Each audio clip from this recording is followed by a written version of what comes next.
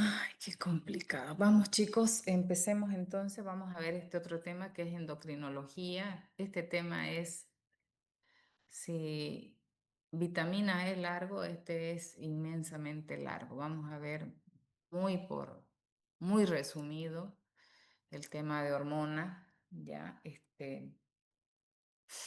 eh, ya saben que las hormonas, son estudiadas por esta ciencia que se llama endocrinología, ¿no? Que la endocrinología es el campo de la medicina. ¿Me están escuchando, chicos? Ay, caray, Sí, ¿qué hice? Sí, sí, doctora. doctora. Sí, doctora. Sí, Ya, doctora. entonces, Sí, doctora. bien, gracias. La endocrinología, como ustedes ya deben saber, es una de las ramas de la medicina que estudia a las hormonas, ¿no? Las hormonas que son producidas por los diferentes órganos de nuestro cuerpo, las cuales, al igual que las enzimas, al igual que mejor dicho, al igual que los nutrientes que acabamos de ver, son indispensables para el buen funcionamiento de nuestro organismo, ¿no? Muchas de estas cumplen un rol importantísimo como mensajeros químicos, por ejemplo, ¿no? Entre los temas que vamos a abordar ahora es qué es hormona, cómo está conformado este sistema endocrino, ¿no? La endocrinología, cómo está conformado, digamos, el sistema endocrino, cómo se clasifican estas hormonas, ¿ya? Muy por encima vamos a ver cómo se regulan y cuáles son los receptores, ¿no? Para poder ingresar al desglose de cada uno de los órganos que forman el sistema endocrino y cuáles son las hormonas que son sintetizadas por este sistema endocrino, ¿no? ¿Cuál es el sistema endocrino? El sistema endocrino principalmente está formado por glándulas. Espérenme un tengo que echar una burrera otra vez acá. Ya, ahora sí. El sistema endocrino está compuesto principalmente por glándulas, diferentes glándulas que conforman este sistema endocrino. Entre ellas tenemos a la hipófisis, que es una de las glándulas más importantes. Tenemos a la glándula pineal también. Tenemos a la tiroides como otro órgano, otra glándula que conforma este sistema endocrino. Tenemos a la paratiroides, ¿ya? Las paratiroides que también forman parte del sistema endocrino. Al timo, ¿ya? Tenemos a el estómago, incluso el estómago sintetiza algunas hormonas. Tenemos al páncreas como otra glándula importantísima. Los riñones también tienen su participación en el sistema endocrino, principalmente las glándulas suprarrenales que se encuentran ubicados en la parte superior del riñón. El intestino también participa de algunas hormonas y también tenemos a las glándulas sexuales, como son los testículos en los varones y los ovarios en las mujeres, ¿no? Son todos estos, forman parte de este sistema endocrino y a su vez el sistema endocrino está conectado al sistema nervioso central con una glándula importantísima como es el hipotálamo. El hipotálamo, si bien participa al sistema nervioso, también tiene una conexión funcional y también estructural con el sistema endocrino, ya que sintetiza hormonas que van a ir a regular a glándulas que forman parte del sistema endocrino. A su vez, vamos a hablar de las hormonas. ¿Qué son las hormonas? Son moléculas que se liberan desde diferentes glándulas o diferentes órganos, ¿no?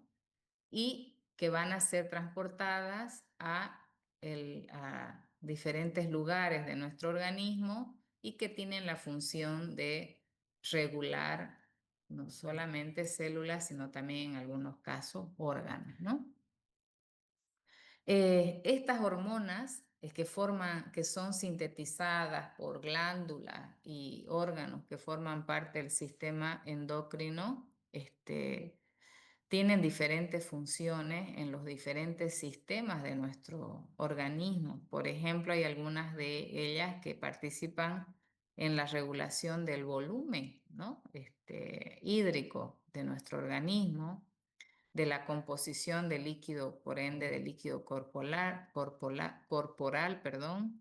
También hay otras que participan en el metabolismo, como es el caso, por ejemplo, de la insulina y el glucagón, que participan en el metabolismo de los carbohidratos principalmente. Hay otras que participan en el crecimiento de nuestra célula y hay otras que participan en el desarrollo, en la respiración, en la contractibilidad muscular incluso en la reproducción, ¿no? Como estamos hablando por las hormonas que son secretadas por los órganos sexuales.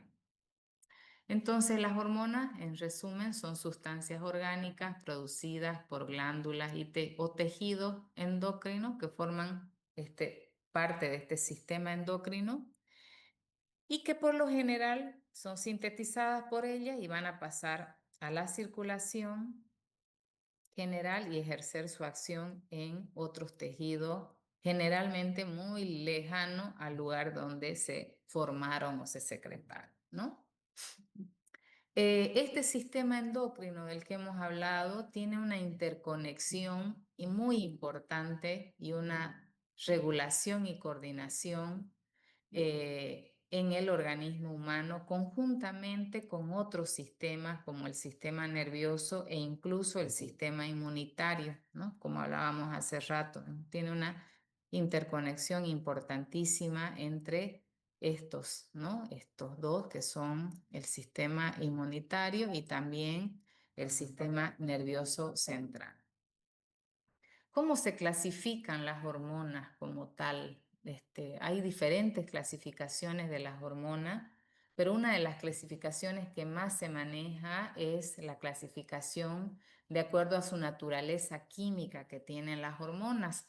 Y cuando hablamos de la clasificación de las hormonas de acuerdo a su naturaleza química, podemos ver que se las puede clasificar a las hormonas de acuerdo a su naturaleza, a la composición amina que tienen, algunas de ellas, como es el caso, por ejemplo, de estas hormonas que derivan de su síntesis, está relacionada con aminoácidos como el triptófano y la tirosina, que dan origen a síntesis de determinadas hormonas. En el caso de la tirosina, podemos ver que está relacionada con la síntesis de la T3 y de la T4, la tiroxina y la triiodopironina. También está relacionada con la síntesis de hormonas consideradas como catecolaminas, como son el caso de la adrenalina y la noradrenalina también. Y en el caso del triptófano, pues está relacionada con hormonas como ser la melatonina y la serotonina. Hay otras que tienen una característica estructural más o que derivan de proteínas o de polipéptidos o que la estructura que van a llegar a conformar son polipeptídicas, ¿no? Con más de 100 aminoácidos.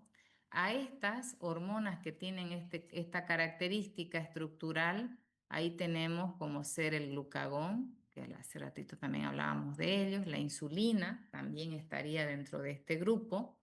También tenemos a la antidiurética, la hormona antidiurética, también conocida como ADH, y también tenemos a la hormona de crecimiento dentro de este grupo. Las que tienen una característica de glucoproteína, que tienen una parte proteica unida a un carbohidrato. Ahí tenemos a estas tres hormonas que son tienen bastante similitudes, sobre todo en la parte estructural. Aquí tenemos a la folículo estimulante, también conocida como FSH, la hormona luteinizante, que también es conocida como LH, y tenemos a la tirotropina, o también llamada hormona tiroestimulante, y que es normalmente llamada como la TSH. Tenemos otro grupo importante de hormonas que son llamadas esteroideas, que la característica que tienen estas hormonas es que derivan del colesterol, ¿no? Dentro de este grupo de hormonas que derivan del colesterol tenemos a la testosterona, tenemos al estradiol, tenemos a la progesterona, el cortisol, el famoso cortisol que han escuchado muchísimo ustedes seguramente hablar de él, y la aldosterona también tiene una característica esteroidea, ¿no? Porque derivan del colesterol. Entonces, eh, es importante recalcar y volver a recalcar sobre la regulación general que tiene el sistema endocrino, que está basada principalmente entre esas interrelaciones tan importantes que tiene entre el sistema nervioso central y el sistema inmunitario. Y además, incluso el mismo medio ambiente puede coadyuvar a la regulación, ¿no?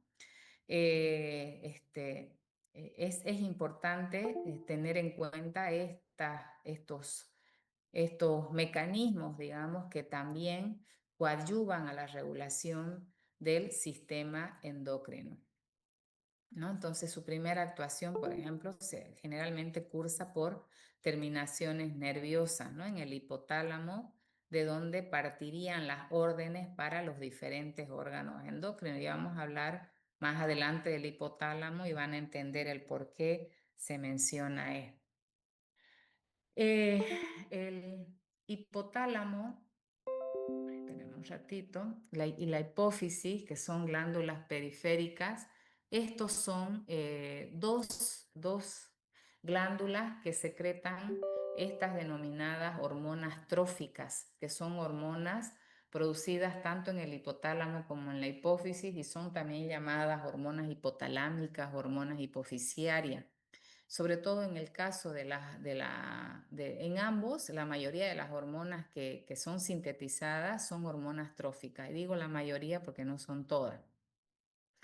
Ya que estas hormonas, ya sea hipotalámicas, e hipofisiarias, controlan el crecimiento y la función de otras glándulas endocrinas, ¿no? Y como también son controladas reactivamente por las propias hormonas. Entonces, vamos a ver esa participación tan importante que tiene. Y aquí este esquema explica un poquito eso. Por ejemplo, el hipotálamo secreta hormonas reguladoras, que son estas, hormonas reguladoras y hormonas liberadoras, hormonas que coadyuvan a frenar la regulación, que inhibe, y otras que activan la regulación. Son estas hormonas. El hipotálamo, vean ustedes, secreta esta hormona, que es una hormona reguladora de la ACTH, que es la hormona corticotrópica, que es secretada por la hipófisis. Aquí estamos hablando ya de la hipófisis, La hipófisis secreta estas hormonas que son la CTH, la TSH, la LH, FSH, la prolactina y la hormona de crecimiento. Y a su vez, vean ustedes que estas hormonas están interconectadas, su regulación de ellas está interconectada con las hormonas que son secretadas por el hipotálamo, que son estas hormonas reguladoras. Veamos acá que secreta esta hormona que es reguladora de la corticotropina, tiene esta otra, secreta esta hormona que es reguladora de la tiroestimulante, tiene esta otra que es reguladora tanto de la luteinizante como de la folículo estimulante, o secreta también estas que son reguladoras de la prolactina, que es una hormona secretada por la hipófisis, y tiene estas otras que van a regular a la hormona de crecimiento que es secretada por la hipófisis, más específicamente por la adenohipófisis, que eso vamos a ver más adelantito.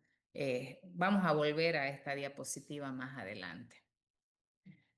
Eh, entonces, los sistemas metabólicos, como dice acá, están influenciados directa o indirectamente por el sistema endocrino, ¿no?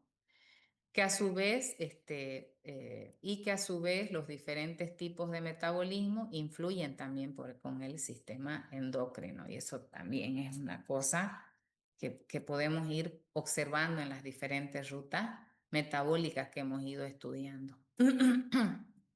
Em, este, ya hemos hablado de esto.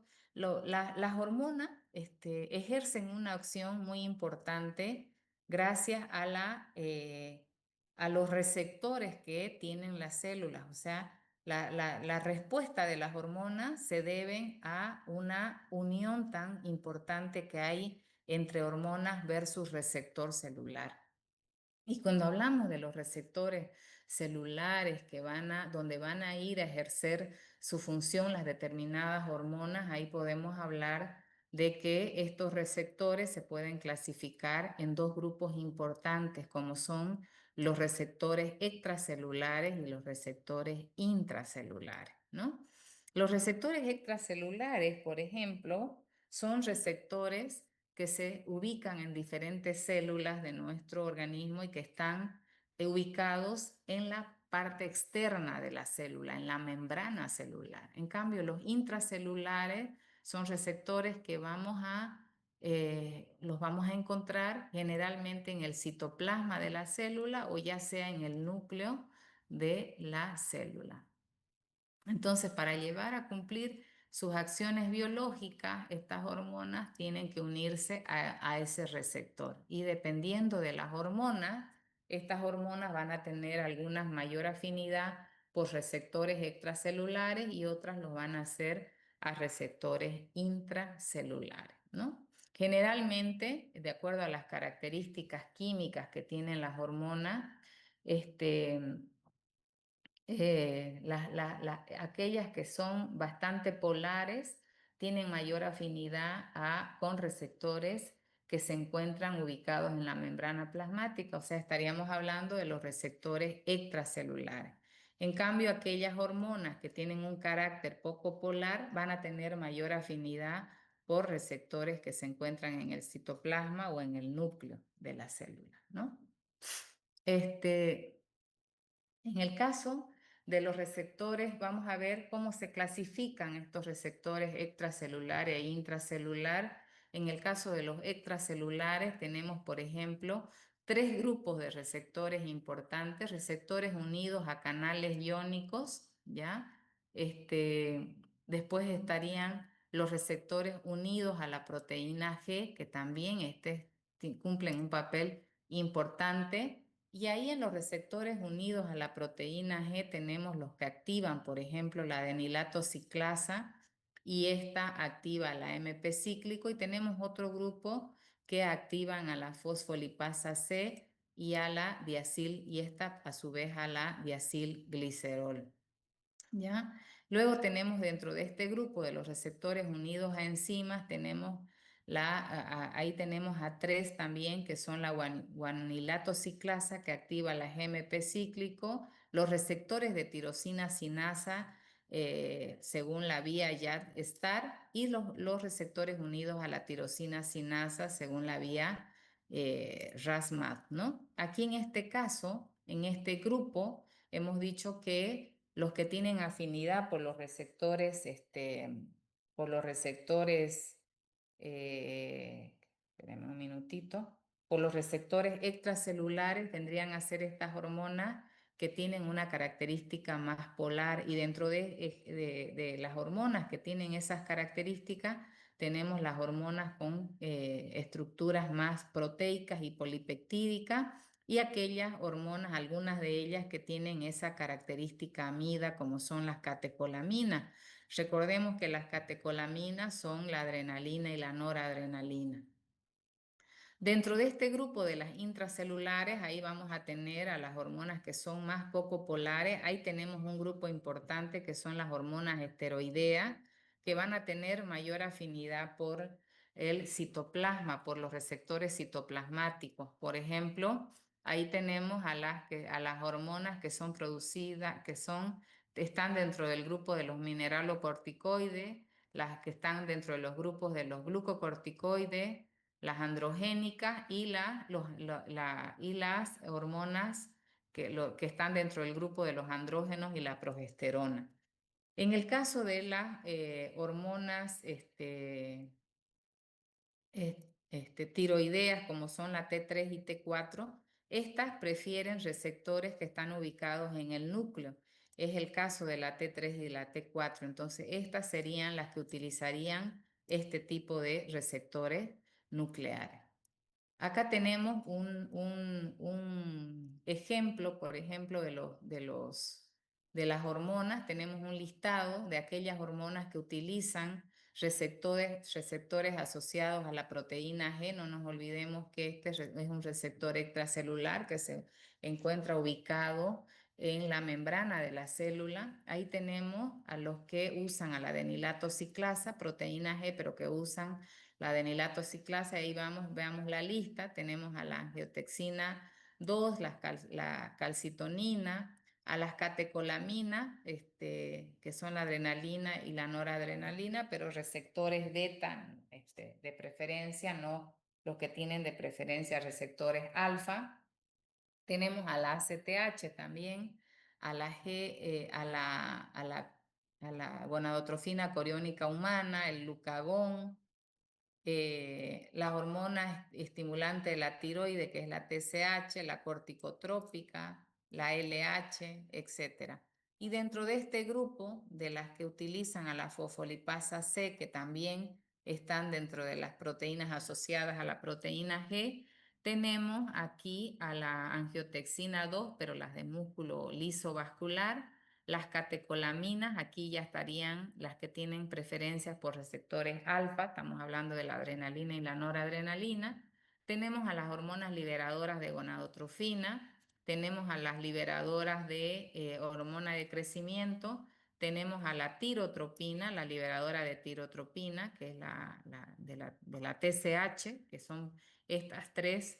No nos olvidemos que son producidas por el hipotálamo. También tenemos a la oxitocina y la vasopresina, que también son hormonas hipotalámicas producidas por el hipotálamo. Dentro de los receptores unidos a enzimas y que utilizan la guanilato ciclasa, tenemos al óxido nítrico y al péptido natriurético auricular, y dentro de este grupo que utilizan los receptores de tirosina sinasa que activan la vía YAT-STAR, tenemos a la insulina y los factores de crecimiento.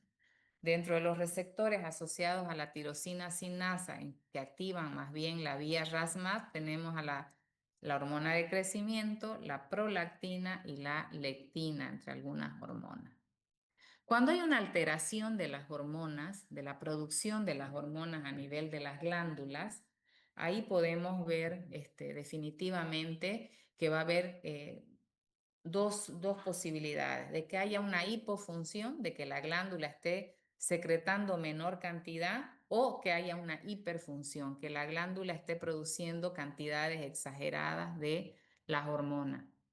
Y aquí vemos un ejemplo, que nos citan un ejemplo de hipofunción y de hiperfunción, y estamos hablando de la hipo e hiperfunción de la glándula tiroides, ¿no? Que a esto se le llama, cuando hay una hipofunción se le llama hipotiroidismo y cuando hay una hiperfunción se le llama hipertiroidismo, ¿no? Generalmente la hipofunción está catalogada por una menor producción de las hormonas tiroideas, que son la T3 y la T4. Y cuando estamos hablando de una hiperfunción, estamos hablando de una secreción exagerada de estas hormonas, que son la T3 o T4, T3 y T4, o también conocidas como tiroxina, la T4 o tiroxina, y la T3, también llamada triiodotironina, que con sus abreviaturas serían T3 y T4.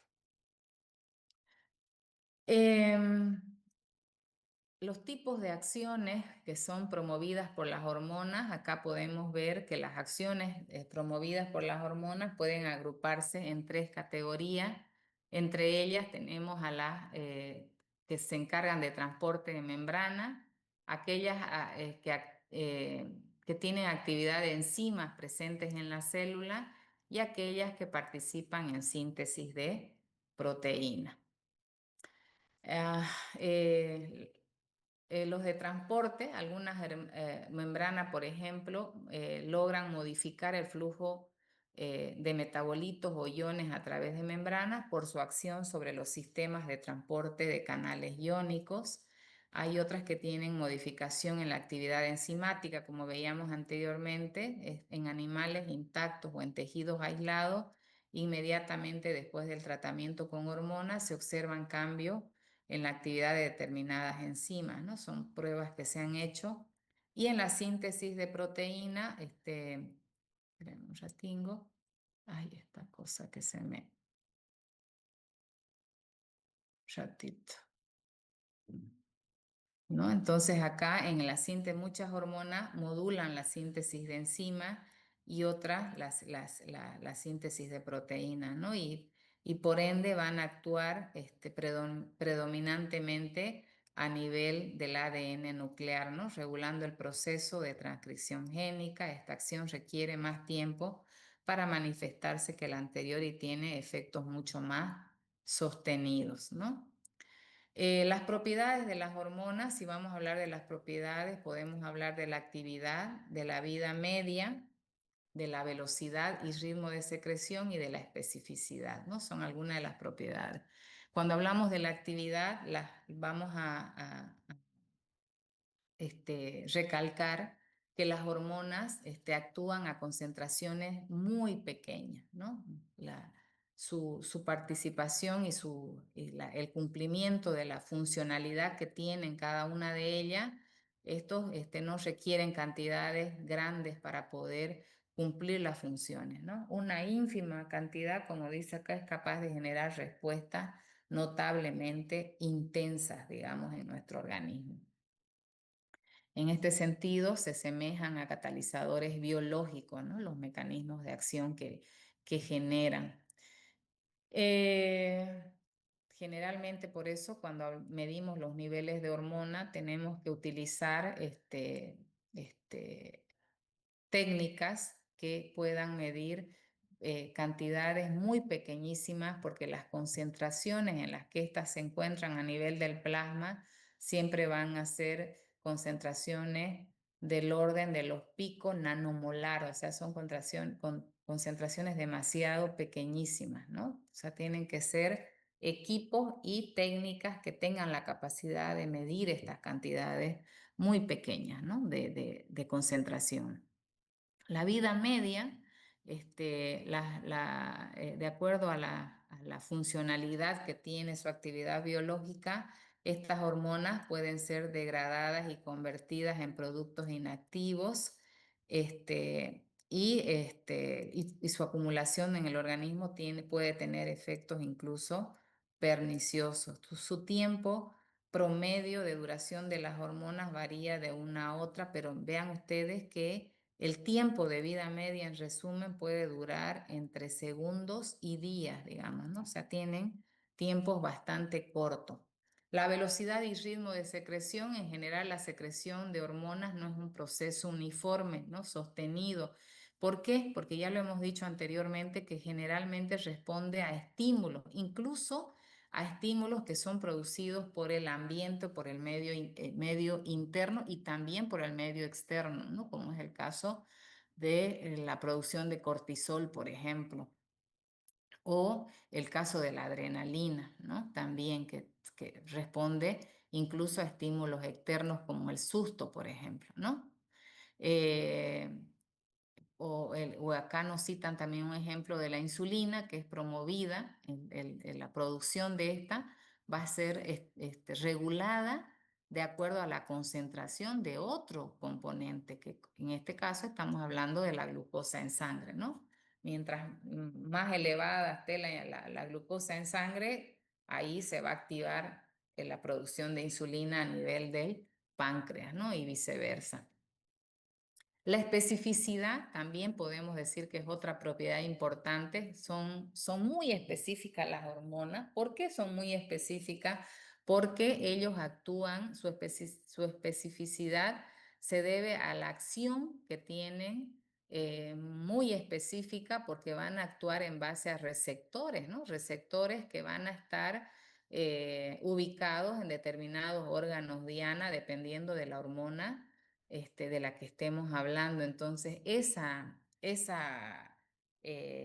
cumplimiento de la función en base a hormona receptor le da la categoría especial o le da esa especificidad tan importante a las hormonas, ¿no? Entonces, eso por un lado. ¿Cómo se hacen determinaciones de las hormonas? Se pueden determinar por ensayos biológicos y por ensayos químicos, ¿no? Los ensayos biológicos son ensayos que se hacen en organismos vivos que no son aplicables a la parte de laboratorio, a la parte de diagnóstico, que es la que nosotros vemos mucho más. Sí, para ver el comportamiento de las hormonas para estudios, para diferentes estudios mucho más especializados, ¿no? O estudios de investigación. Pero en la parte de diagnóstico se utilizan sobre todo ensayos químicos, ¿no? Ensayos químicos. Entre ellos tenemos técnicas corrientes de aislamiento y purificación, tales como por ejemplo la cromatografía. Se pueden usar técnicas como las relacionadas a la cromatografía, electroforesis, extracción fraccionada con diferentes solventes y posterior determinación de la hormona mediante otros métodos químicos mucho más específicos, ¿no? En general, tienen el inconveniente de ser estas técnicas, las que hemos hablado anteriormente, muy laborioso, y no siempre pueden ser aplicables de acuerdo a la naturaleza de las hormonas, ya que hemos visto que las estructuras tienen diferentes estructuras químicas, ¿no? Entonces, por ejemplo, en el caso de los que tienen naturaleza proteínica, entonces es importante. Uno de los ensayos que se ha visto muy utilizado en los últimos tiempos son los ensayos que se basan en la reacción antígeno-anticuerpo, que son los inmunoensayos, que seguramente ustedes ya han hablado de ello en la materia de inmunología. Entonces, estos inmunoensayos son los que se utilizan muchísimo en la práctica diagnóstica hoy en día. Entre ellos podemos hablar del radioinmunoanálisis, podemos hablar de las técnicas de enzimo-inmunoanálisis, o muy conocida como ELISA o EIAS, las técnicas de quimioluminiscencia, que son otras técnicas que se pueden aplicar, que son técnicas, como les digo, que se basan en la reacción antígeno-anticuerpo, donde aquí el antígeno va a ser la hormona, ¿no? que se quiere medir, ¿no? Diferentes técnicas que seguramente ya las han visto ustedes en en la materia de inmunología. El defecto de las hormonas estas de las que estamos hablando de estos compuestos llamados hormonas, el defecto nos va a generar trastornos, diferentes trastornos. Entre ellos podemos ver la diabetes. La diabetes es un trastorno que, si bien es metabólico, está relacionado con la carencia de una hormona que desde luego se va a traducir en un defecto metabólico, ¿no? Una afectación a un metabolito como es la glucosa, ¿no? Al metabolismo de la glucosa directamente va a ir a afectar. Y una de las hormonas que está relacionada con esto es una de las hormonas que es producida por el páncreas, que es la insulina, ¿no? Que es la que se encarga de regular la glucosa que que nosotros ingresamos diariamente a nuestro organismo y que termina circulando a nivel de la sangre. Ya vamos a hablar más adelante, seguramente han hablado en metabolismo 1, que el, la materia donde llevan el metabolismo de los hidratos de carbono, han hablado de la diabetes, ¿no? Los tipos de diabetes, diabetes tipo 1, tipo 2, que están directamente relacionadas con la secreción de insulina, ¿no? Después tenemos el bocio. El bocio se caracteriza por un aumento del tamaño de la glándula tiroidea y por lo tanto podrían estar afectadas las glándulas que son producidas por la tiroides, como son la T3 y la T4. El hipertiroidismo, que es un aumento, se da por un aumento de la producción de las hormonas tiroideas T3 y T4, y el hipotiroidismo se da por una disminución de las hormonas tiroideas, ¿no? Por una disfunción. El hirsutismo también se da por un exceso de producción de hormonas masculinas como los andrógenos en las mujeres principalmente. Síndrome de Cushing por un exceso de cortisol, y así podemos ir viendo las diferentes patologías. Vamos a hablar del hipotálamo. El hipotálamo hemos dicho que es una glándula que se encuentra ubicada en la parte inferior del cerebro, como lo ven acá. Ya es parte del sistema nervioso central, pero tiene una interrelación tanto funcional como estructural con el sistema endocrino, y esta relación directa la tiene con la hipófisis, como ven acá, ¿no? O sea, tiene una relación tanto funcional como estructural con la hipófisis, que es una de las glándulas más importantes del sistema endocrino. ¿Qué más podemos decir acá? El hipotálamo secreta estas hormonas que son hormonas reguladoras, estas de la hipófisis, y otras dos hormonas que no son reguladoras, que son secretadas por el hipotálamo, pero que son vertidas directamente al espacio, a uno de los espacios de la hipófisis, que es la neurohipófisis. Entonces el hipotálamo se encarga de secretar esta hormona liberadora de la ACTH, de la corticotropina. También secreta esta hormona que es liberadora de la FSH, ¿ya? También secreta, y de la LH, perdón. También secreta esta hormona que es liberadora de la TSH, que es la tirotropina. También secreta esta hormona que es liberadora de la hormona de crecimiento, la somatostatina también, que es una hormona inhibidora de la hormona de crecimiento, y la dopamina, que son hormonas que se encargan de regular a la prolactina, ¿no? Todas las que ven de color celeste son hormonas reguladoras que directamente tienen una relación funcional de regulación la, este, hacia la glándula de la hipófisis más propiamente. Entonces hay esa conexión directa del hipotálamo principalmente con la adenohipófisis. Quédense con ese nombre. Con la neurohipófisis no hay una regulación, pero sí hay una producción de estas dos hormonas que son la vasopresina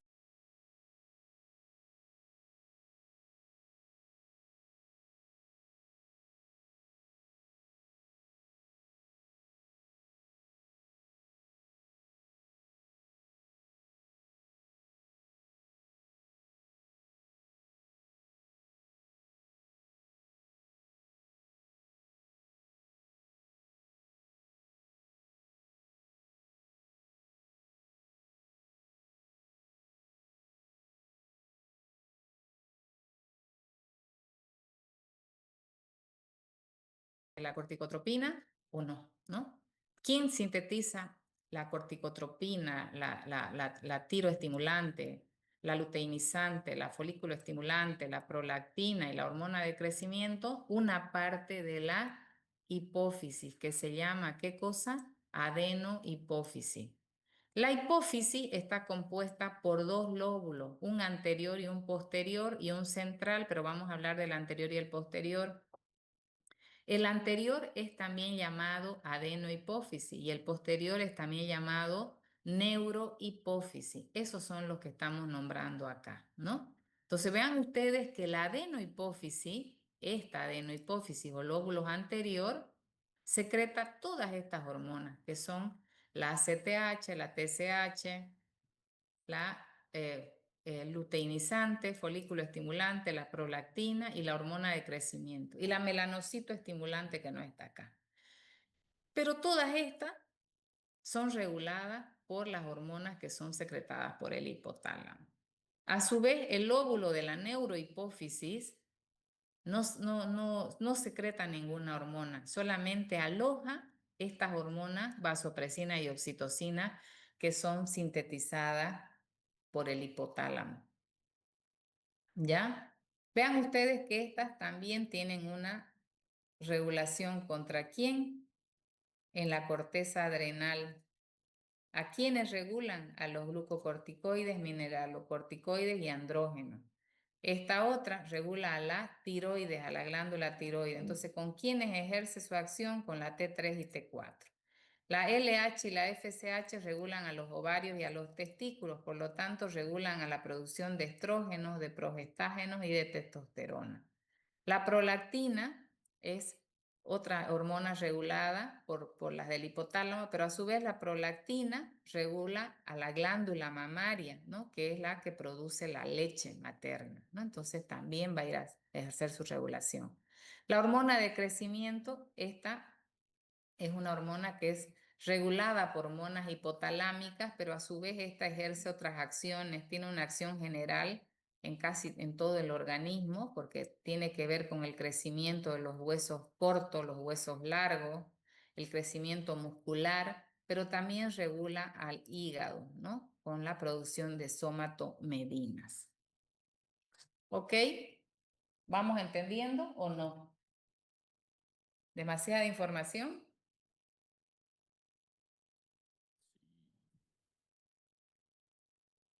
Están muertos ustedes, ¿no? Hola. ¿Se entiende, doctora? Sí, ¿Mm? doctora. Yo pensé que no habían, oiga, ya pensé que el internet me botó.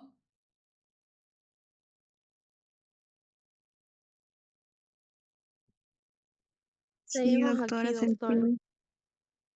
¿Mm? ¿Qué dicen, chicos? demasiada información. Estamos procesando Pues toda la sería información, doctora. mm, Demasiada información. Ya, sigamos. Vamos a avanzar hipófisis, vamos a avanzar tiroides y vamos a avanzar páncreas, ¿ya? Hasta ahí. ¿Ok? está bien, ¿Les doctora. Está parece? bien, doctora. Porque no vamos a poder ver todas las glándulas. Bien. Entonces, pero ustedes ya tienen el pantallazo general de cómo funciona, que es lo que me importa, ¿ya? Porque para aprender endocrinología tendrían que hacer una especialidad de endocrinología, chicos, que hay especialidad en la Argentina y la especialidad de endocrinología para los bioquímicos. En el Perú creo que también hay. Bien, continuamos. La hipófisis, entonces, como yo les decía, es una también llamada glándula maestra. Y tanto la hipófisis, vean ustedes en este cuadrito, espérenme un ratingo, vean este cuadro es clave porque si ustedes le entienden este cuadro les va a ser fácil captar, digamos, ¿no? Hace rato hablábamos de que tanto el hipotálamo como la hipófisis producen hormonas tróficas, decíamos, ¿no? O trofina. ¿Por qué se le llama trófica las hormonas o trofinas? Porque son hormonas que van y regulan a otras glándulas. Por ejemplo, todas estas que son secretadas por el hipotálamo, si ustedes ven, ¿a quién regulan? A otra glándula. ¿Cuál es esa glándula? La adenohipófisis, ¿no? Van y regulan a la adenohipófisis, cada una en determinadas células, que son las que se encargan de producir determinadas hormonas. Por ejemplo, esta va a ir a regular la producción de la ACTH. ¿A quién pero va a ir a, dónde va a ir a interactuar? Con la adenohipófisis. ¿Me entiende? Esto entonces vemos que todas estas hormonas regulan a la adenohipófisis, inhibiendo o ayudando a que liberen las hormonas, estas hormonas que las vemos acá enlistadas. A su vez, si miramos, a su vez,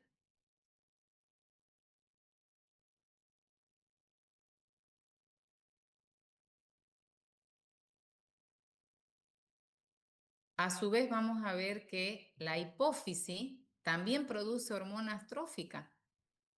Todas estas hormonas de la hipófisis son hormonas tróficas. ¿Por qué?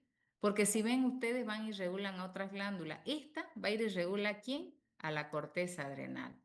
Esta va a ir y regula a quién? A la tiroides. Esta va a ir y regula a quién? A los ovarios y a los testículos, ambas, a las glándulas mamarias, esta, y la hormona de crecimiento a diferentes. Sobre todo estas regulan a estas glándulas, corteza adrenal o suprarrenal, tiroides, ovarios y testículos. Por ende, van a interferir en la producción de testosterona y van a interferir en la producción de estrógenos y progestágenos, van a interferir en la producción de glucocorticoides, mineralocorticoides y van a interferir en la producción de T3 y T4. Por lo tanto, cuando yo hablo, por ejemplo, hace rato hablábamos de los trastornos. Cuando yo hablo de los trastornos, por ejemplo, si hablo de un hipertiroidismo, ¿qué decíamos que era el hipertiroidismo? ¿Qué era el hipertiroidismo?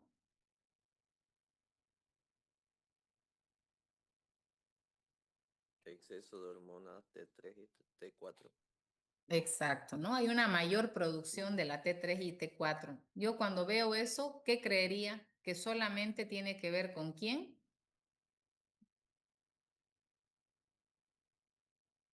¿Con quién? ¿Mm? Con la tiroides. Con la tiroides. A ver, ¿quién está con su audio, por favor? Esta mañana Elevarle quiero un empezar favor a con la un clase. Salmos. El Salmo 27, quisiera que usted acompañe a leer. Gabriela Sánchez. Sí. Muy importante, Si a como usted no le siempre, importa la palabra del clase, Señor, sálgase, por favor. nunca jamás puede faltar. El cielo y la tierra pasará, pero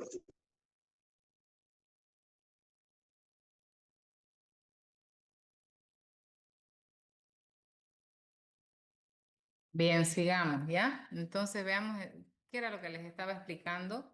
Si vemos un hipertiroidismo, creeríamos que y no sabemos todo esto, vamos a pensar que solamente se trataría de la tiroides, ¿no es cierto?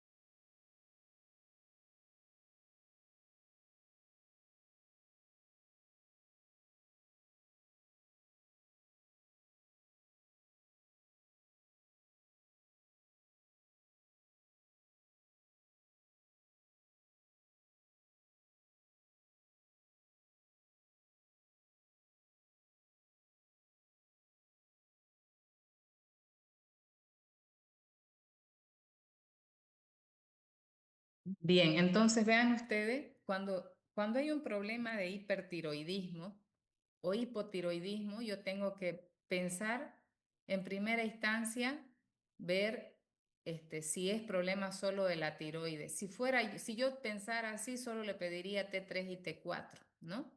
Pero también tendría yo que sospechar de repente de la adenohipófisis. Entonces, ¿qué también tendría que pedirle? Medir una TSH. Pero a su vez, si yo mido esto y siguen normales, de repente el problema no es a nivel de la hipófisis, sino más bien es a nivel del hipotálamo. ¿Vieron la conexión? Entonces, dependiendo de esto, yo voy a pedirle las pruebas de laboratorio para ir identificando cuál es la causa de esa alteración en ese paciente. ¿Ok? Continuamos entonces. La hipófisis está compuesta por lóbulos. Vean ustedes que el lóbulo más grande es el lóbulo anterior, también conocido como adenohipófisis, y el lóbulo posterior conocido como neurohipófisis. El anterior produce hormonas como ya hemos dicho, la prolactina, la hormona de crecimiento, las hormonas luteinizante y folículo estimulante, la corticotropina, la tiroestimulante, ¿no? Son las hormonas que producen. Y aquí me muestra lo mismo que me mostraba el anterior, que estas van a ir a regular a los huesos, crecimiento de los huesos. Esta otra la prolactina va y regula la glándula mamaria y está relacionada con la producción de la leche. La LH y FSH están relacionadas con las hormonas sexuales, que son los estrógenos, progestágenos y testosterona. La ACTH está relacionada con las hormonas producidas por la corteza suprarrenal, que son las hormonas corticales, que son los famosos mineralocorticoides, glucocorticoides que veíamos anteriormente. Y la TSH, que regula a la glándula tiroidea, y ahí estaríamos hablando de la T3 y T4. A su vez hemos visto que el hipotálamo secreta o sintetiza dos hormonas importantes como son la vasopresina y la oxitocina, y que luego las vierte a la neurohipófisis, que es la hipófisis posterior, y esta a su vez van a ir a regular, su función es ir a regular los riñones en el caso de la vasopresina, y en el caso de la oxitocina también participan en la excreción de la leche, ¿no? Produciendo esa contracción para que al momento de succionar el bebé pueda llegar a obtener la leche, ¿no? Y alimentarse. ¿Ok?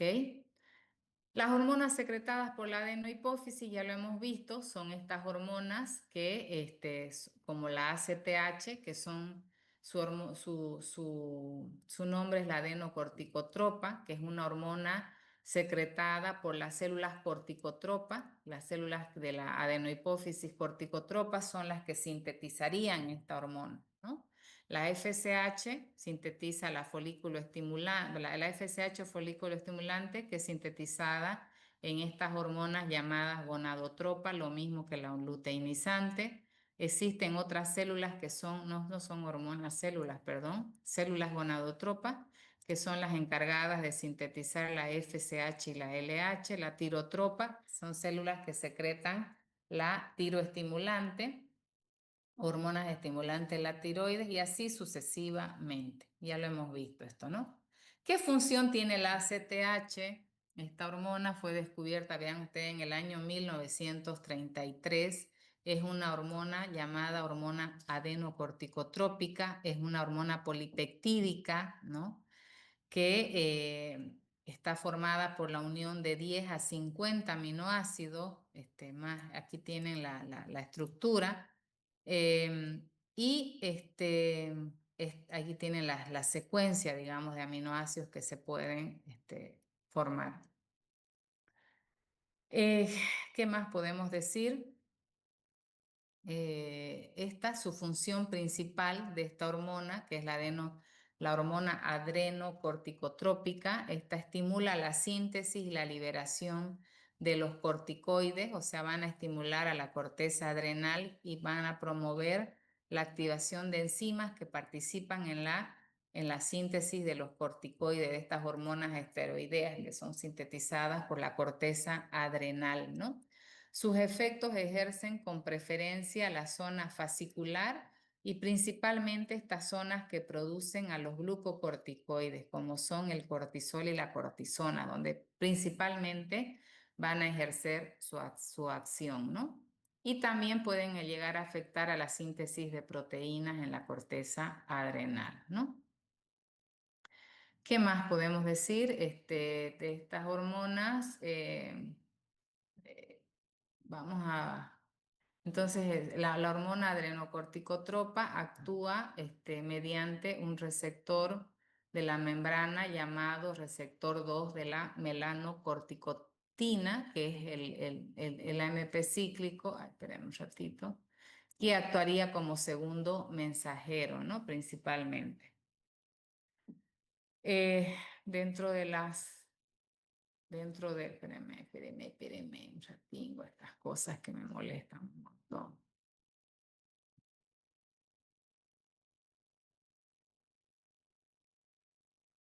Dentro de los mecanismos de acción conservan la homeostasis del metabolismo y la media de la reacción endocrina al estrés, inducen la esteroidogénesis, estimulan la pigmentación cutánea que viene determinada por la cantidad de melanina en la piel, o sea, participan, en otras palabras, en la síntesis de la melanina, ¿ya? Y además también activan en cierto grado la lipólisis, ¿no? Entre los trastornos relacionados que tenemos con esta hormona, perdón, algunos están relacionados con la producción de muy poco cortisol y aquí vamos a ver en este caso, en estas personas, una pérdida de peso, náuseas, vómitos, diarrea, dolores abdominales, mareos, una pigmentación a nivel de la piel y también podemos ver en otros casos la enfermedad de Addison, ¿no? Que esta está caracterizada por la falta de secreción o de producción de los glucocorticoides y los mineralocorticoides, que son estas hormonas sintetizadas a nivel de la corteza suprarrenal. En el caso de la hiperfunción, algunos síntomas que podemos ver, en primer lugar, vamos a ver una sobreproducción de cortisol aquí al revés, y esto puede generar un aumento de peso, ¿no? Mayor grasa en los hombros, presencia de estrías, moretones inclusive, aumento del vello facial, debilidad muscular, fatiga, acné, ¿no? Aquí podemos ver en este caso algunos trastornos como el síndrome de Cushing. Aquí las glándulas se caracteriza porque estas glándulas suprarrenales van a producir una mayor cantidad de cortisol, ¿no? La enfermedad de Cushing en general es causada por un tumor aquí, ¿no? Que se presenta en la glándula pituitaria y que va a producir estos defectos. En este caso estamos hablando de la ACTH, ¿no? Que la ACTH hemos visto que es producida ¿por quién? Por la adenohipófisis. Pero a su vez también hemos hablado del cortisol. El cortisol es producido en la corteza suprarrenal, ¿no? Que es otra glándulas que producen hormonas como el cortisol, por ejemplo, ¿no? Entonces, vean ustedes que la regulación va en cascada, ¿no? El hipotálamo va a venir a regular a la adenohipófisis y la adenohipófisis va a venir a regular a la corteza suprarrenal, ¿no? Que es la que se encarga de la producción del cortisol. Bien, ¿sí? Bien, seguimos entonces. La TSH, en cambio, la TSH es una hormona también producida por la adenohipófisis, es llamada la hormona estimulante de la tiroide, o también es llamada hormona tiroestimulante. Su función de esta va a ser, es una glicoproteína esta, y su función principal de la TSH es activar la síntesis y la liberación de las hormonas tiroideas como son la T3 y T4. Por lo tanto, van a ir a activar ¿a quién? A la glándula tiroides, ¿no? Para que éstas sinteticen y liberen estas hormonas que son la T3 y la T4. Entonces aquí vamos a ver también lo que les decía anteriormente, una acción en cascada, ¿no? El hipotálamo produce la hormona reguladora de la TSH, por lo tanto va a ir a activar a en este caso, a ver, va a ir a regular a la glándula, a la hipófisis, específicamente a la adenohipófisis, y a su vez esta va a ir a regular a la glándula tiroides, ¿no? Para la producción de la T3 y la T4. La FSH, que es la llamada hormona folículo estimulante, ¿ya? O también llamada como gonadotrofina. Esta hormona es sintetizada por la hipófisis también, que es la que se encuentra en el cerebro, ya lo hemos visto, ¿no? Esta es también una glicoproteína. ¿Qué más podemos decir? Esta hormona es también conocida como gonadotrofina, es secretada por las hormonas gonadotropas de la glándula hipófisis o de la adenohipófisis en especial, y va a regular sobre todo entonces, y va a regular específicamente a quienes van a regular a las hormonas sexuales, que son las que se les llama, y que además, a su vez, entonces lo que van a ir a regular es a los ovarios en el caso de la mujer y a los testículos en el caso del hombre, ¿no? Para la producción de estas hormonas sexuales, hormonas masculinas y hormonas femeninas, ¿no? Como la testosterona, por ejemplo, en el caso de los hombres. Entonces, la regulación también es en cascada. El hipotálamo va a regular a la adenohipófisis, y la adenohipófisis va a ir a regular a los testículos o a los ovarios en el caso de la mujer, ¿ya?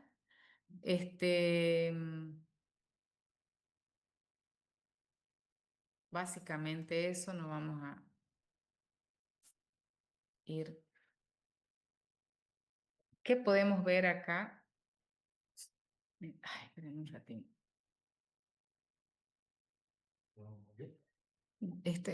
Límpielo rapidito ahí nomás. ¿Ya? ¿Mm? Ya, bueno. Ya, las bolsas sí le encargo que me deje con bolsa, ya lo basurero. Ya, entonces, no vamos a hablar de esto, vamos a ver la hipofunción, en las mujeres, por ejemplo. ¿Quién es que está con su audio ahí? Sandra. La voy a sacar a Sandra ahorita. Sí. Entonces, aquí vamos a ver, en el caso de una hipofunción, pueden igual que en el caso de la tiroides, dependiendo dónde sea el defecto, ¿no? Puede ser en el hipotálamo, como hemos visto, ¿no? Por ejemplo, en el síndrome de Laurens o el síndrome de Mon o de Bardet, por ejemplo, en este caso, el defecto es en las hormonas hipotalámicas, ¿no? Ya que no se olviden que el hipotálamo sintetiza hormonas que van a ir a regular a la adenohipófisis. Después hay otros, la presencia, por ejemplo, de tumores o de necrosis poshemorrágicas por postpartum, que le llaman. Estas pueden deberse a problemas hipofisiarios, ¿no? Específicamente a nivel de la adenohipófisis. ¿Ya? También puede haber por causas adicionales, como por ejemplo en el caso de la enfermedad renal crónica, en la anorexia nerviosa, incluso en la diabetes, en el hipertiroidismo también pueden coadyuvar, digamos, ¿no? a producir una hipofunción de estas hormonas. En los hombres, eso es en las mujeres, y en los hombres podemos ver el síndrome de Coleman, que se puede dar por tumores testiculares o anorexia nerviosa también. La hiperfunción en las mujeres, ahí podemos ver en el caso del síndrome de Turner.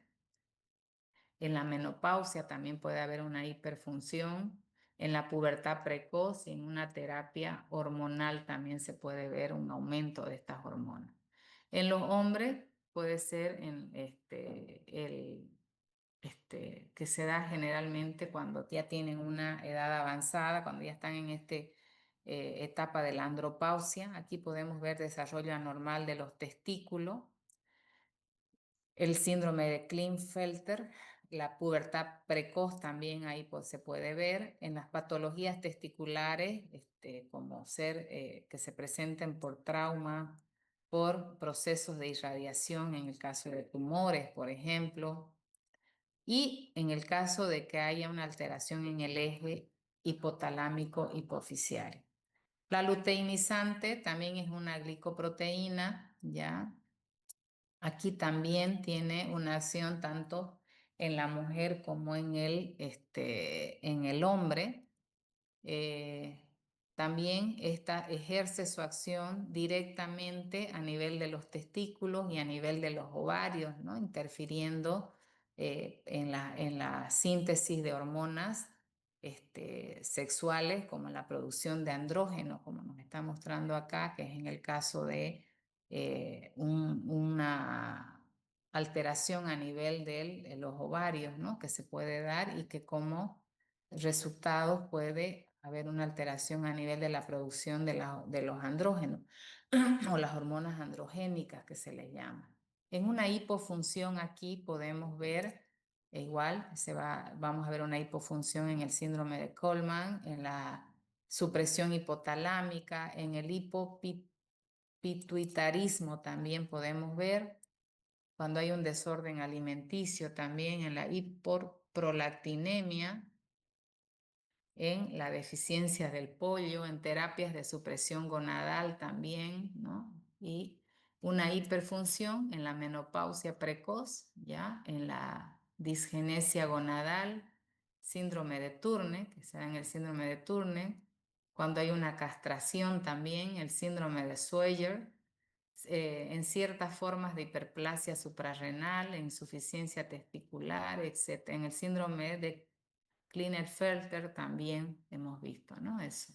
Es muy similar las alteraciones tanto de la LH como de la FSH en las mismas patologías, ¿no? Son hormonas que están interconectadas y que afectan a su vez ambas, tanto a las glándulas gonadales como son los testículos y los ovarios, ¿no?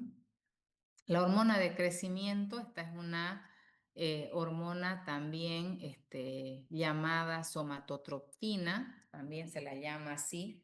Es una hormona peptídica esta, es también sintetizada por la adenohipófisis, como lo hemos visto, y en el caso de su regulación de esta hormona, también lo hemos visto que está relacionada con el hipotálamo. El hipotálamo produce hormonas que ayudan a liberar y ayudan a regular a esta hormona. Entonces, su defecto hay que identificar si está relacionado, principalmente si está relacionado con la adenohipófisis o si está relacionado con el hipotálamo principalmente, ¿no? Sus mecanismos de acción participa en múltiples reacciones metabólicas. Esta es, como dice acá, es una hormona multifuncional, ¿no? Ya que promueve el crecimiento postnatal de tejidos esqueléticos y blandos por acciones directas e indirectas, ¿no? Es una hormona que estimula la proliferación estimula la proliferación y maduración de muchos tejidos, ¿no? Especialmente hueso, cartílago y músculo, ¿no? Y desarrolla, por ende, funciones metabólicas, o sea, participa en diferentes reacciones metabólicas, como por ejemplo en el metabolismo de las proteínas, de los ácidos nucleicos, ¿no? Ya que esta estimula el anabolismo de las proteínas y aumenta la actividad del ADN y el del ARN polimerasa. También participa en el metabolismo de los lípidos, ¿no? Ya que promueve la acción lipolítica y el aumento de los ácidos grasos en sangre, por ende, ¿no? También participa en el metabolismo de los carbohidratos, disminuye la utilización de la glucosa, además deprime el transporte de la glucosa en el músculo y en el hígado y produce el aumento de la gluconeogénesis a partir de aminoácidos, ¿no? O sea, la síntesis de glucosa a partir de aminoácidos y aumenta la glucogenogénesis, ¿no? La hormona de crecimiento también tiene un comportamiento como hiperglucemiante por estas características de funcionalidad que tiene.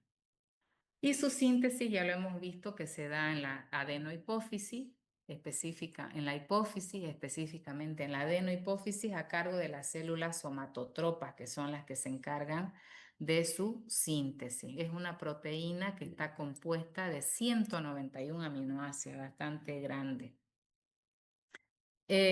Sus trastornos relacionados a la hipofunción están relacionados a veces con la falta de hormona de crecimiento en la infancia, que esto va a generar un tamaño inferior, digamos, al que corresponde y que podrían producir un enanismo, ¿no? En las personas.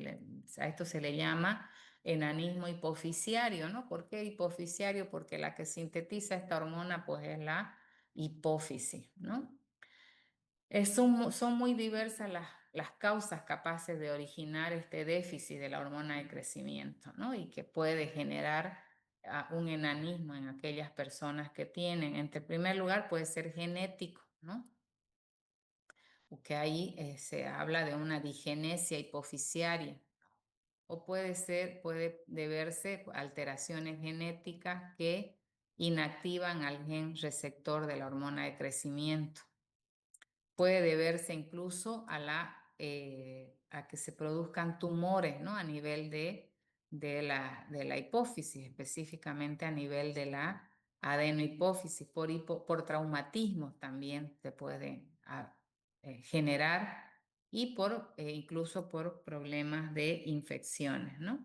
En el caso de radioterapia también que afecten ya sea la hipófisis o ya sea el hipotálamo, porque hay una regulación importante.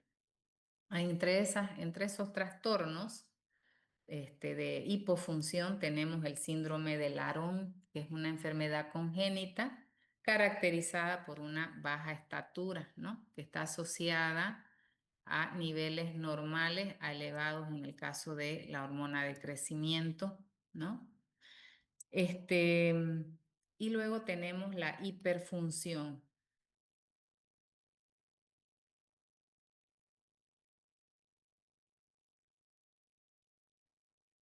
¿Ya? La hiperfunción, acá vamos a ver una sobreproducción de la hormona de crecimiento. En este caso tenemos dos cuadros que vamos a ver, el gigantismo o la acromegalia. El gigantismo, en este caso, se debe a cuando se produce, vean ustedes que el gigantismo, vamos a ver personas extremadamente grandes. Esto se va a producir cuando hay un aumento de la hormona de crecimiento, y este aumento de la hormona de crecimiento, cuando se da este aumento antes del cierre de la epífisis de los huesos, esto va a generar un crecimiento de los huesos a lo largo y vamos a ver este tipo de trastornos conocidos como gigantismo.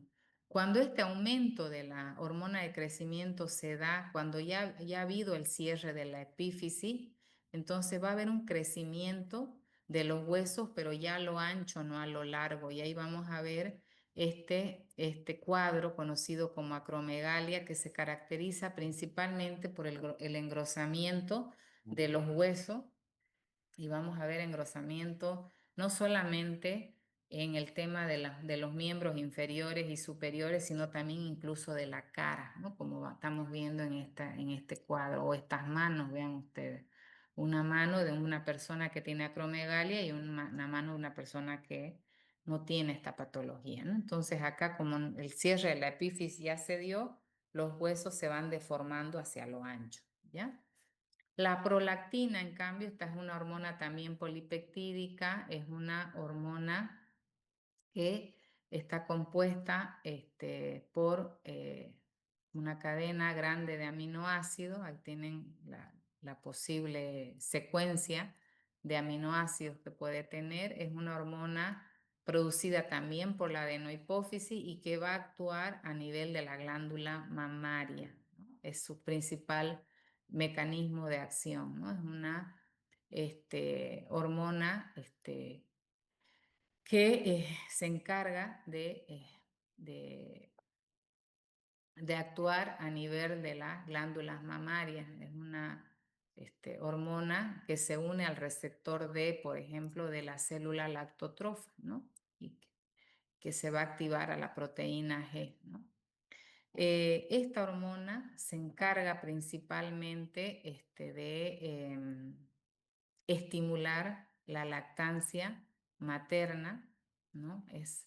Se encarga de estimular la lactancia materna, y dice acá, vean ustedes, que no solamente su función es esa, sino que también participa en la regulación de algunos procesos metabólicos, ¿no? Entonces tiene una participación importante también en el crecimiento y la diferenciación y proliferación celular, ¿no? Y por ende, ahí también su participación en los mecanismos de reproducción. Cuando hay una hiperfunción, a esto se le llama hiperprolactinemia, ¿ya? Y que se va a dar desde luego por aumento de los niveles de prolactina en sangre, ¿no? Es una hormona también que se la considera como una hormona sexual, ya que cumple ese papel fundamental durante la lactancia materna. ¿Qué más podemos decir acá? Es inhibida por la dopamina, también otro punto importante a tener en cuenta, ¿no? Esas eran, en resumen, todas las hormonas que son sintetizadas por la adenohipófisis. La neurohipófisis no sintetiza ninguna hormona, pero sí aloja dos hormonas importantes, como son la hormona antidiurética, conocida como ADH, y la oxitocina. Son dos hormonas que son sintetizadas por el hipotálamo, pero que son vertidas hacia la neurohipófisis, ¿ya? Esta hormona, estas hormonas tienen funciones diferentes. La oxitocina, por ejemplo, es una hormona peptídica de 9 aminoácidos, que aquí tenemos la secuencia. Y esta hormona tiene un papel muy importante en la mujer cuando va a dar a luz, en los partos de la mujer, porque es una de las hormonas que eh, participa principalmente en la contracción del útero en el momento del parto de la mujer, ¿no? Su principal función es esa, participar en el parto de la mujer, ¿no? Ya que la oxitocina hace que ciertas fibras musculares del útero se mantengan contraídas durante el parto, ¿no? Y por ende van a ser también responsables de las contracciones que se van a dar antes del nacimiento, ¿no? Con las cuales se va midiendo, digamos, el tiempo, o si el parto se va a dar o no se va a dar, ¿no? En el caso de la mujer embarazada. Y también tiene una participación importante en en las glándulas mamarias, ya que también participa en la excreción de la leche materna, ¿no? Al momento de que el bebé va a succionar la leche materna.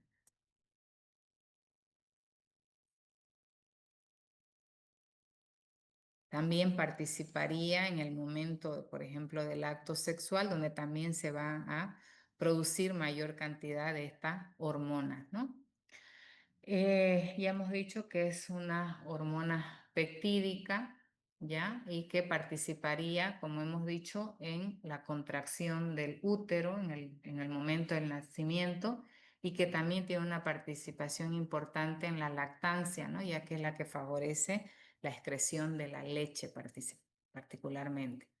La vasopresina también es una hormona peptídica, tiene 9 aminoácidos de esta hormona, también llamada hormona antidiurética, también llamada vasopresina. Esta hormona participa principalmente en la regulación del equilibrio hídrico en el organismo, ya que es la hormona que se encarga de recuperar la cantidad de líquido, y, o sea, es la que permite controlar, digamos, la secreción de líquido a nivel de los riñones, ¿no? Actúa a nivel de los túbulos colectores renales y provoca un aumento de la reabsorción de agua, ¿no? Produciendo de esta manera una disminución de la osmolaridad plasmática, produciendo o aumentando también el volumen sanguíneo, el retorno venoso, etcétera, ¿no? Promueve también la retención de agua de los riñones, favoreciendo la reabsorción, ¿no? A nivel de los riñones. Actúa a nivel del músculo liso, produciendo, provocando una vasoconstricción y también actuarían como neurotransmisor. También podemos tener alteraciones a nivel de la vasopresina, ¿no? Entonces que van a estar relacionadas con algunas patologías, como por ejemplo en el caso de la diabetes insípida. En esta enfermedad, los pacientes tienen la particularidad de que van a tener una orina muy diluida, prácticamente. Vean ustedes que normalmente nosotros podemos ver que en un paciente normal la excreción de la orina es particularmente hasta 2.5, digamos, litros o 2.500 ml, ¿no? Cuando medimos una diuresis de una persona normal, en este caso pueden alcanzar hasta los 25 litros de excreción por día, ¿no? Lo que en este caso los puede llevar a una deshidratación severa a estos pacientes. ¿Qué más podemos ver acá? En este caso, esto se va a generar por una, está asociada principalmente a un déficit de esta hormona, que es la hormona ADH, o conocida también como vasopresina. Entonces, en resumen, la vasopresina, es la que se encarga de la reabsorción de los líquidos, de evitar de que se pierda, digamos, una cantidad de líquidos para el mantenimiento del balance hídrico en nuestro organismo. En el caso de la tiroides es una glándula que produce dos hormonas tiroideas, que son la T3 y la T4.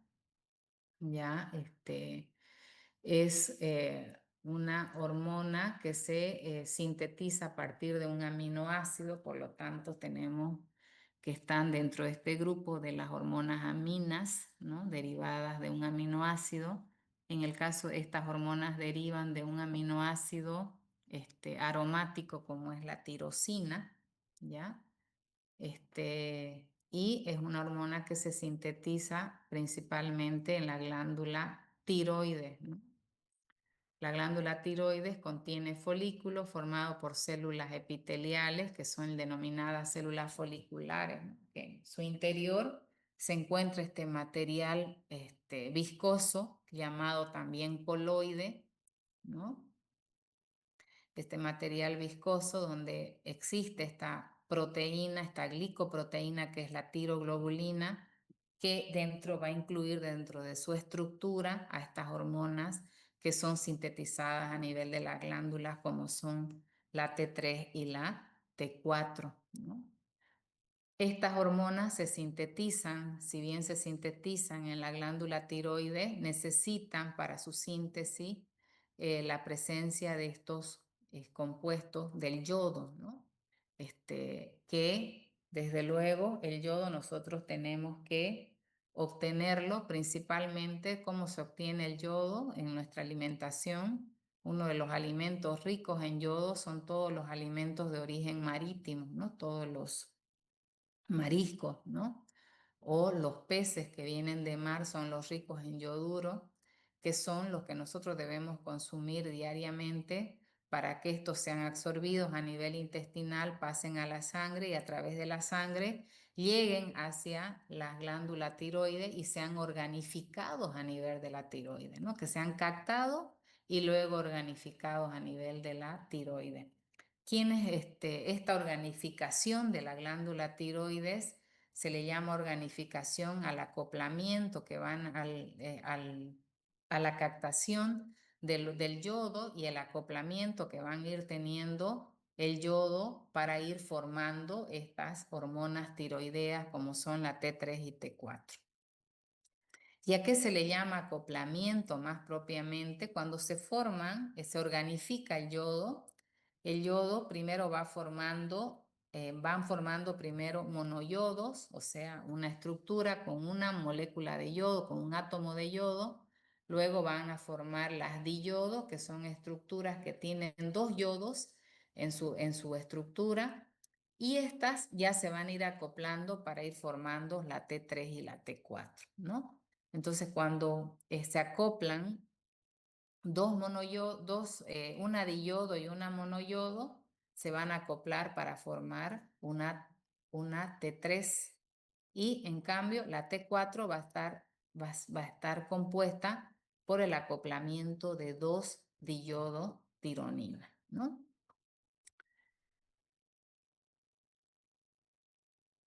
Estas T3 y T4 son las hormonas que son sintetizadas por diferentes pasos en la glándula tiroides, ¿no? Y dentro de esos pasos importantísimos es la organificación de yodo, ¿no? De que se va a encargar esta glándula de poder organificar todo el yodo que ingresa, ¿no? Todo el yodo que ingresa va a ser catalizado, por ejemplo, por la peroxidasa tiroidea, y el yodo el yodo activado es unido en diferentes posiciones de los anillos fenólicos, ¿no? En posición 3 y en posición 5 van a ir uniéndose a los anillos fenólicos de los restos de tirosina que están ligados a la apotiroglobulina, y ahí van a formar, como les decía, las monoyodos, como el 3-monoyodo tirosinil, y en el caso de que se organifiquen dos yodos van a llegar a formar el 3,5 diyodo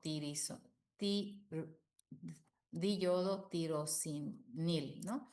Entonces, como les decía hace rato, estos ya se van a ir acoplando. Una monoyodo con una diyodo me van a llegar a formar la T3, o dos diyodo van a formar la T4, que son las hormonas tiroideas.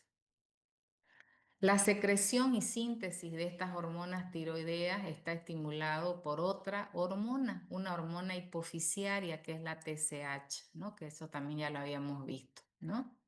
¿Qué más podemos decir acá? Básicamente eso. Las T3 y T4 van a ser transportadas en sangre en asociación a proteínas plasmáticas. Estas proteínas transportadoras son la globulina fijadora de tiroxina, ¿ya? La prealbúmina fijadora de tiroxina, o la llamada transtirretina, ¿no? Que también, incluso la albúmina, son entre las hormonas que se encargan de transportar a estas hormonas tiroideas. La globulina fijadora de tiroxina, es la que tiene mayor afinidad y que fija entre el 70 al 75% de la T4, ¿no? La que se encarga de transportar entonces en mayor proporción a la T4, ¿no? Y la prealbúmina fijadora de tiroxina, llamada también transtirretina, es la que se encarga de vehiculizar el 10% de las hormonas tiroideas circulantes, ¿no? Y esta va a tener mayor afinidad a la T3 que a la T4. Entonces ahí tenemos, estas son las hormonas que son sintetizadas principalmente por estas hormonas denominadas hormonas tiroideas, que son T3 y T4. No vamos a hablar más de esto, es larguísimo para hablar de tiroides. ¿Cuáles son sus funciones de la tiroides? Tienen múltiples funciones, son hormonas que actúan directamente en el metabolismo celular.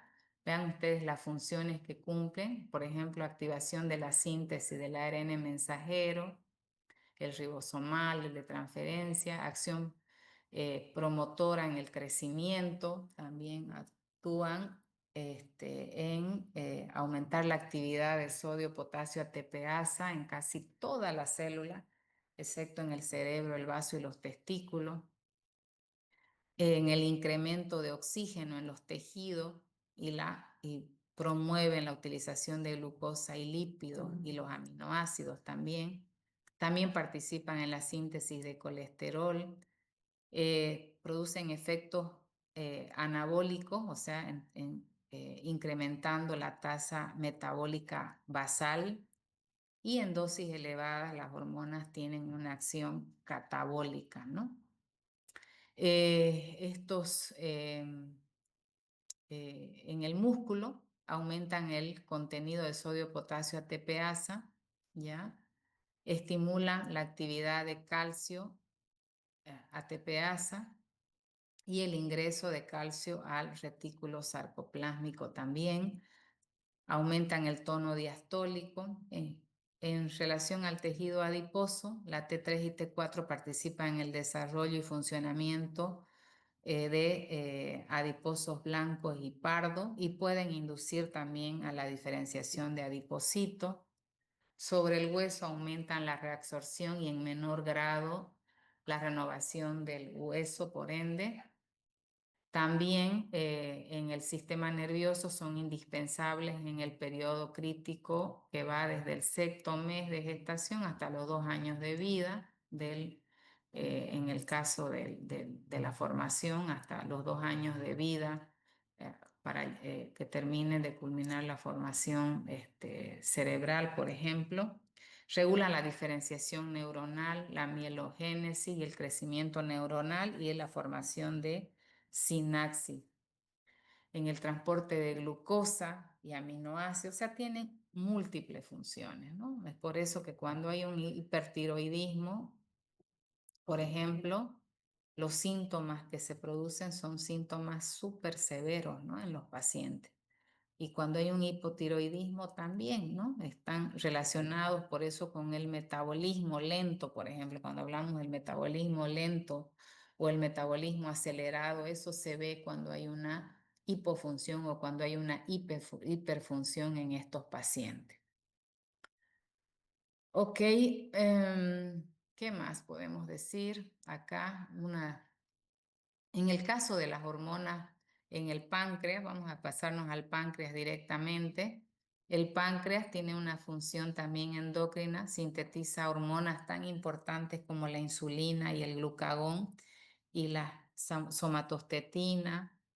Sintetiza varios componentes, muchos de ellos hormonas, pero acá vamos a hablar de la insulina y el glucagón principalmente.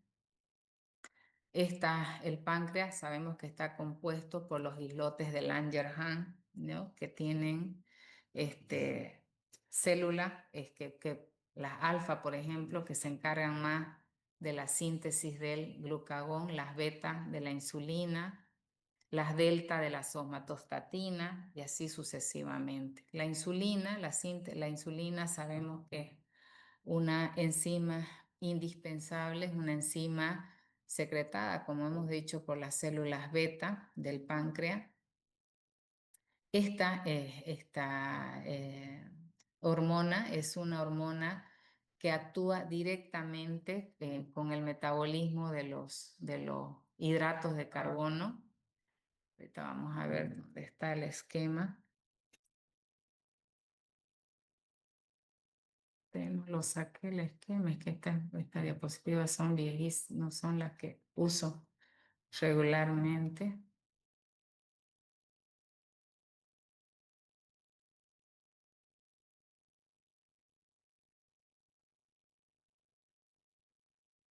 Es larguísimo esta parte. Páncreas y tiroides es hartísimo para hablar. Pero vamos a hablar en términos generales. En el caso del páncreas, dos son las hormonas que están directamente relacionadas con el metabolismo de los carbohidratos, que son también llamadas hormonas hiperglucemiantes e hipoglucemiantes, ¿no?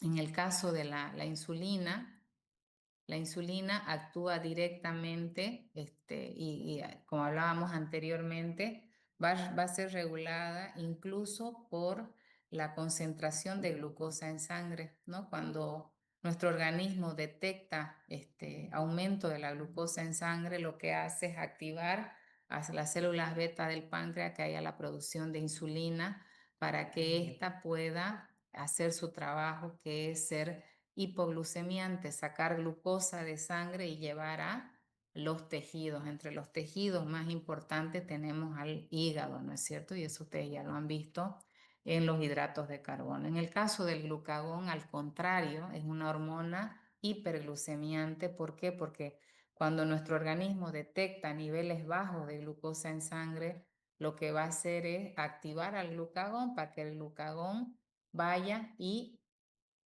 saque glucosa de tejido hacia la sangre. Entonces, son dos hormonas que son denominadas hipoglucemiantes y la afectación de alguna de ellas se va a producir, no me van a generar trastornos principal. Estamos hablando de la insulina principalmente. Cuando hay una afectación de la insulina, nos va a producir un trastorno que es muy conocido y muy frecuente en nuestro medio, que es conocido como diabetes, ¿no? Entonces, y generalmente, ¿qué es lo que nos va a producir? Esto nos va a producir una hiperglicemia, ¿no es cierto? La diabetes, podemos ver dos tipos de diabetes, la diabetes tipo 1 y la diabetes tipo 2.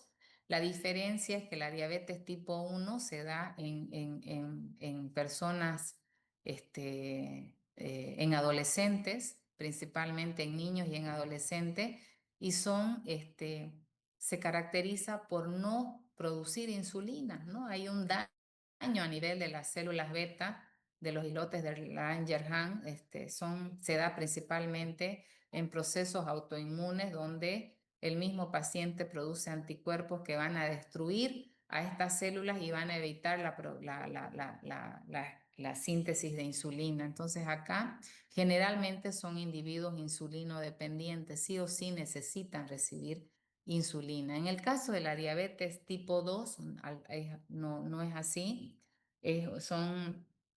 Son procesos que se van a dar en personas ya mayores principalmente aparecen en individuos mayores de 40 años, donde se desencadenan ya estas patologías, muchas veces por el comportamiento del individuo, o sea, están ligados, por ejemplo, a la hipertensión, al sobrepeso, al tipo de alimentación, y estos están ligados al tipo de alimentación, digamos, que tienen estos pacientes. En el caso de estos pacientes, a veces también está ligada a la parte genética, la parte hereditaria. Hay muchos que heredan esta condición. ¿Qué pasa con estos pacientes? No siempre van a ser insulinodependientes, es más, la mayoría no lo son. ¿Por qué? Porque acá va a depender de cuál sea la complejidad que tenga el paciente. Acá se puede dar por un defecto de receptores, ¿ya? De repente, defectos de receptores que lo que estén produciendo es, no haya la suficiente cantidad de receptores y esto evite, digamos, que haya la producción adecuada de insulina, ¿ya?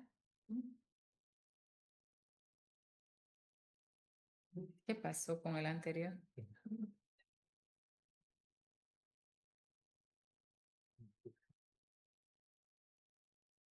Ah, pero estaba en la carta, sí, porque yo la revisé.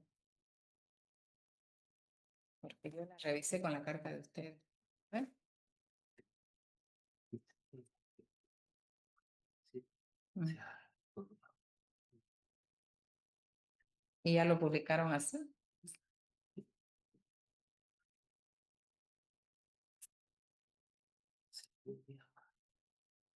Ya, ok, está bien. Ya, doctor. ¿Mm? Ok, entonces es eso, es hartísimo, yo sé que están cansados, ya ni me deben estar atendiendo, entonces hablar de diabetes nomás, de páncreas en realidad y de tiroides es harto contenido, ¿no?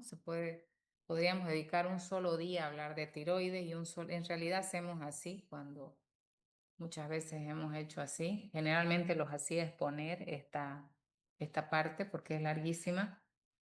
Y nos lleva una clase poder hablar de tiroides y una clase entera poder hablar de páncreas, porque por la importancia que tiene, ¿no? Y la complejidad de los trastornos que vienen adicionados a la hipo y a la hiperfunción. Háganse un resumen, sobre todo, en el caso de vitaminas, no aprendan,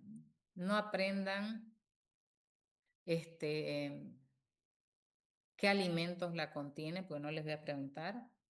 Tampoco aprendan dosis recomendadas, porque tampoco se les va a preguntar eso.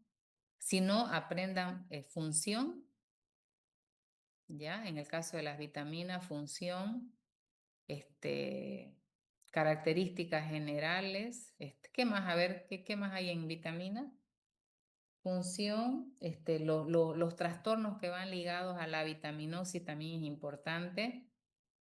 Si bien no es importante los alimentos que contienen las vitaminas, sí es importante que ustedes sepan si solamente lo producen, si solamente lo obtienen de origen animal, de origen vegetal, cuáles sintetizan la flora microbiana, porque hay varios que son sintetizados por la flora microbiana. Esos puntos tómenlo en cuenta, que son importantes.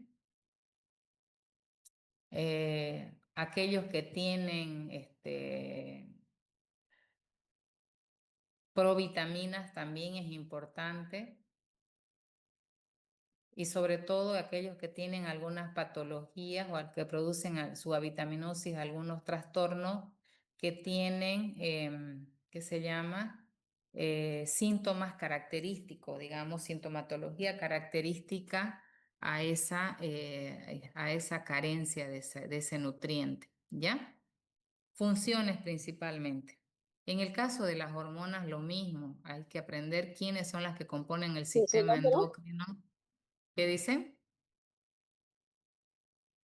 ¿Me están escuchando, chicos? ¿O estoy hablando al cohete?